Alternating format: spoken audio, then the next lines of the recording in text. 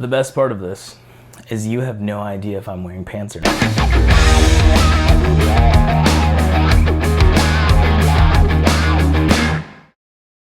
What's good, guys? It's Doc. I've been a pre-hospital care provider for a little over 15 years. I'm a SWAT guy. Today, we're gonna talk about MedicBox. I'm not a subscription box guy. I do not typically like these, simply because you get what you get and you hope next month is slightly better. Part of my job is education, and I absolutely love the mission that MedicBox has set out to do. So with MedicBox, their pro subscription, you get not only quality gear, but you're also getting a training service with it. I was fairly impressed. So the way this is designed is, instead of just you get what you get, with MedicBox specifically, their pro version, you get their TC3 courses. So if you are a non-provider civilian just getting into prepping, or maybe you want to take like an EMT course and you're just kind of getting into the maybe stop the bleed, they literally have step-by-step courses that come with their box that walk you through the gear you're being issued. Two, the way the box is designed is it's not just you get what you get. You are literally getting design kits in each delivery. What I mean by this is, so box 1, box 2, and box 3, no matter who you are, you're getting the same thing. But the advantage to this is, by the time you get all of your boxes, you will now have designated kits in your kit ready to go, which sounds pretty awesome, honestly. I really like what they're doing. Let's quit talking, let's just get in. All right, so off the rip, we got a lot in here. A little swag, little MedicBox patch. It's pretty cool. We got our little table of contents. What is in said box? All right, first up, looks like we got ourselves an IFAC pouch. Okay, pretty standard. I like this. I actually quite like this. So not only do we have MOLLE webbing on the back, and we have our MOLLE loops. So our ability to weave this in onto any sort of MOLLE, whether it's laser cut or traditional, that's cool. Snaps seem like they're pretty good quality. I really like that the front has got Velcro. That's pretty sweet. And what I love about this is, depending on what kind of team you're on, or how you're even using this, you don't even have to use this necessarily as an IFAC.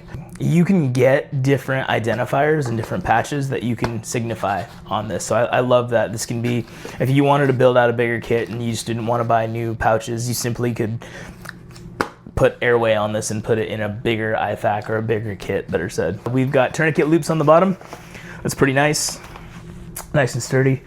This is definitely designated to be, actually that's not true, I'm lying to you. This could be used really any way you wanted it to. Where I'm going with this is, it's got designated belt loops. So if you wanted to slide this into your gun belt, on my gun belt specifically, I actually run something very similar. The way that I have this set up on me is I run this in the small of my back. Now there's a lot of debate and controversy on whether or where you should have your IFAC. For me, it is easily accessible. I can reach around my plates. I can still get to it. I like the center of my back simply because I don't wear this belt in a car. I'm not on patrol, so it's not one of those things that I have to worry about it digging into my back. And I kind of always know where it's at. And that's just me. So on the inside, we have lined material. That's super awesome. So if something gets open in here, we can just rinse this out. And I love that there's tons of elastic. That's super beneficial. You've got different loops in different sizes, so if you want to start going down your March algorithm and just kind of designating this however you want to designate this, I like that it's got pouches on both sides. That's pretty solid. This is a good little IFAC. All right, next up, we have our high-fin vented chest seals. These are our commercial chest seals. I absolutely love these. These are made by North American Rescue. These things are badass. And why I say they're badass is all you have to do is wipe and swipe. There's lots of advantages to this. So back in the day, to create a chest seal, let me see if I can find her. So we used to use these pieces of shit, all right? This is just your standard petroleum gauze, your petroleum dressing, if you will. And back in the day, to make an occlusive dressing, we would pop this open and you would stick it to your patient, right? You would not put an occlusive dressing on an arm. This is just for example, all right? And then you would take your shitty cloth medical tape and you would try and tape down 3 sides to create a nice little occlusive dressing. Well, long gone are the days of that shit. And now we have our high fin, or our commercial chest seals from North American Rescue, our high fin vented chest seals. These things are badass. All you gotta do is wipe and swipe. And I love that they're the compact ones, because simply these fit in your IFAC. The way I run my kits is I run this here, and then I also run a few extra supplies tucked under the back of my front plate with a little bit of duct tape kind of around the front, so I have a pull tab in the event of something bad happening, and I have just a little extra equipment with me. But these are super small and they're super compact. You can get them pretty much wherever you need them. Great product. All you got to do is wipe and swipe, and what I mean by that is to apply this, they're super sticky. So all you got to do is wipe away your blood and swipe this on down. I don't want to burn these because these are brand new and these are awesome. I'm definitely gonna throw these in a kit. But you have really what I call firefighter proof instructions on the back. And what I mean by firefighter proof is idiot proof. I can say that I was a fireman at one point in my life.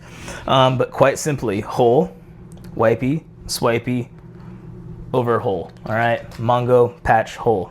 Super great. This is phenomenal. This is quality shit. The Israeli bandage. Some people love these, some people hate them. I'm kind of in the middle, if I'm being honest with you. This is a really great product. Some people absolutely love using these things. They're great for creating a pressure bandage. I don't love everything about them, simply because there's a couple extra steps in here.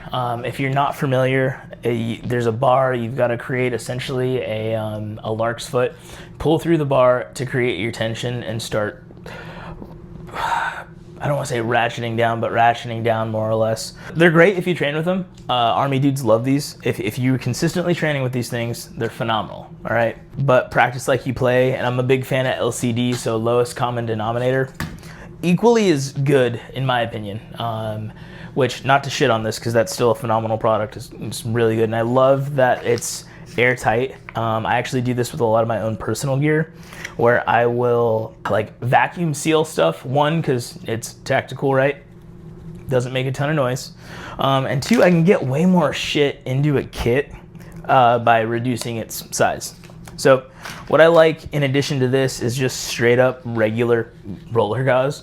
Simply because, and this is something I would normally not do to myself, right? I can still use this to create a copious amount of pressure, all right?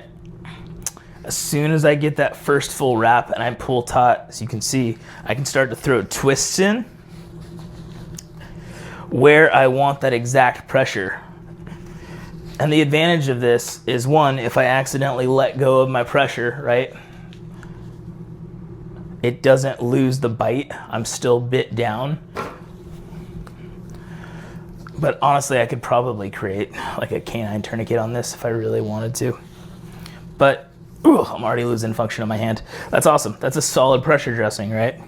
So it's an option, it's a tool. If you train with these, it's phenomenal. I like having options. So some of you will inevitably nerd out on this stuff. Way cool. Hemostatic dressing is phenomenal. We've come a long way. So back in the day, we used to have, if you remember like 2001, it's not 2001, it's like I think 07, Mark Wahlberg, shooter, he's in the back of the Crown Vic, and he's pouring in the granulated stuff into his open wound in his abdomen. Long gone are the days of that. So hemostatic dressing, or hemostatic gauze, especially impregnated gauze. And I want to make a Mexican joke so bad about being pregnant.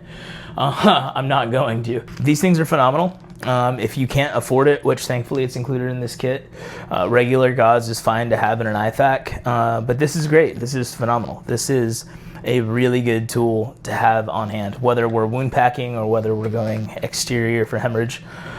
This is absolutely a phenomenal product. Oh, last but definitely not least in here, we have the Gucci SOG Parashears. These things are cool. So a few years ago, Leatherman came out with their Raptor shears.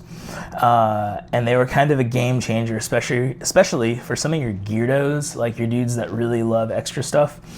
Comparatively, both products though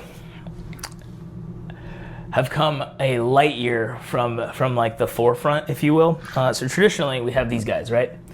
We have regular old trauma shears. Not to say that there's anything wrong with these guys. I still like to carry these. I call these my ditch shears, if you will. Simply because if I have a patient that's super grody, super nasty, covered in something that I don't want to like get on my nice scissors, I'm just gonna use these because I can throw them away, right? I think comparatively, the SOG versus the Leatherman, I think I like this better for EDC. I think the scissors probably work about the same, but I think this is better because we have more tools. I haven't played with this a ton yet, so let's just open this bad boy up and see what's inside. Oh, that's cool. So it comes with your little, once again, your little MOLLE sheathing. That's nice. Let's get into your actual shears. Okay, I like this. These feel pretty solid. I like that they have the little loops. This would be pretty easy to just clip onto a carabiner or stuff into kit. I feel like these are a little smaller than the Leatherman Raptors. I'll just do a side by side. Yeah, they actually are. I actually like that way better. So comparatively, the Raptors are just overall larger. The SOG shears are easily, I would say, maybe 2 inches overall length to the left and to the right, shorter. So this does have some cool features, right? You got a ring cutter, you got your O2 tank, O2 tank wrench, you got a glass breaker, you got your cool little seatbelt cutter slash like boot cutter. Cool, I don't hate this thing. I do carry it, right? But what I really like about this for everyday carry is that I've got not only the same stuff that I have on there, I now have a multi-tool inside of this, which is pretty sweet.